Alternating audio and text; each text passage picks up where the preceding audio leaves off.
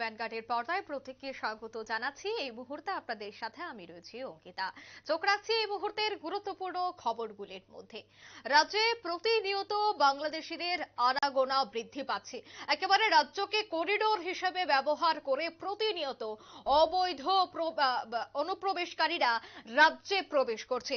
আজ আবারও Agartala rail station এলাকায় আগরতলা জিআরপি এবং আরপিএফ এর যৌথ অভিযান চালিয়ে আটক 5 বাংলাদেশি এবং চলছে জোর জিজ্ঞাসাবাদ। কোথায় থেকে তারা এসেছে এবং কোথায় যাবার উদ্দেশ্যে তারা যাচ্ছিল আগরতলা রেল স্টেশন থেকে, সেই বিষয় নিয়ে এই মুহূর্তে পুলিশ জিজ্ঞাসাবাদ চালাচ্ছে।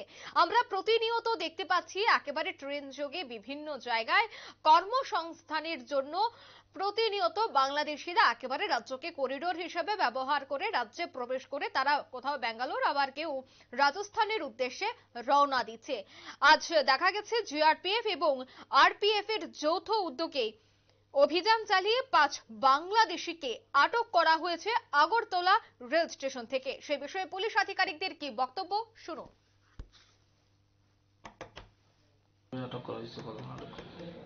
আপনারা জানেন প্রত্যেকদিন আমাদের এখান থেকে বাইরের যে ট্রেনগুলো যায় সবগুলাতেই আমরা যাওয়ার আগে থ্রো চেকিং করি। আমরা জিআরপি এবং আরপিএফ এর অফিসার এবং স্টাফ সবাই মিলেই আমরা এটা জয়েন্টলি করি। আজকেও তো ধরুন যখন আমরা বাইরে কাঞ্চনজঙ্ঘা ট্রেনটা যখন যাচ্ছিল তার আগ মুহূর্তে আমরা দেখতে পাই মেন গেটের সামনে টোটাল 6 জনের মতো লোক সাসপিসিয়াস তাদের মুভমেন্ট দেখতে পাই। তখন তাদের আটক করে তাদের জিজ্ঞাসাবাদ করা হয়, তাদের নাম অ্যাড্রেস জিজ্ঞাসাবাদ করা হয়। তখন তারা তাদের নাম এবং অ্যাড্রেসগুলো বলে এবং স্বীকার করে তাদের মধ্যে 5 জন তারা বাংলাদেশি ন্যাশনাল, আরেকজন মহারাষ্ট্রের বাসিন্দা। তো তাদের সন্দেহ হতে তাদের আটক করেছি। ওখানে সার্চ করে তাদের বিভিন্ন রকম তাদের কাছ থেকে Bangladeshi document, Indian document, mobile এগুলো সিজ করা। তাদের বিরুদ্ধে একটা স্পেসিফিক কেস নেওয়া হয়েছে আমাদের এখানে। কেস নেওয়ার পর আমরা আজকে তাদের কোর্টে পাঠাচ্ছি। তাদের মধ্যে থেকে একজনকে আমরা ইন্ডিয়ান যে টাউট আছে তাকে রিমান্ডে আনবো। রিমান্ডে আনার পর দেখবো এখানে লোকাল আর কেউ জড়িত আছে কিনা, তাদেরও আমরা অ্যারেস্ট করার চেষ্টা করব। তাদের নামগুলি কি কি? তাদের নাম হচ্ছে বেলাল হোসেন, সোহেল মিয়া, আজিজুল হাকিম, সামিন এবং হাফিজুল ইসলাম। আর ইন্ডিয়ান টাউটটা যে আছে তার নাম রুনি মুকসিদ খান, সে মহারাষ্ট্রে থাকে।